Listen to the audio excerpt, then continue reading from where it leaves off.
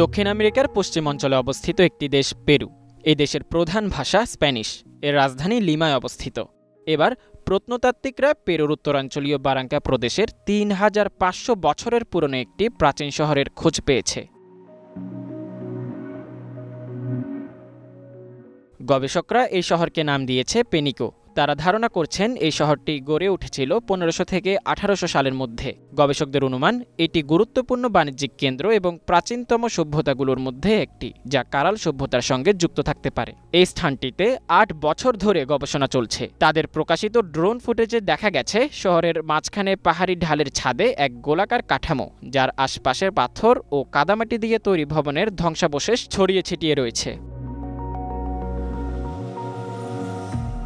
এর পাশাপাশি ১৮টি কাঠামোর সন্ধানও পেয়েছেন, যার মধ্যে রয়েছে মন্দির ও আবাসিক ভবন। গবেষকদের ধারণা, ভারত, মিশর, সুমেরীয় এবং চীনের সভ্যতার তুলনায় এটি বিকশিত হয়েছে। ব্রিটিশ সংবাদ মাধ্যম বিবিসি জানিয়েছে, শহরটি রাজধানী লিমা থেকে প্রায় ২০০ কিলোমিটার উত্তরে এবং সমুদ্রপৃষ্ঠ থেকে ৬০০ কিলোমিটার উঁচুতে অবস্থিত। Mozammel Hossain, green TV, Dhaka.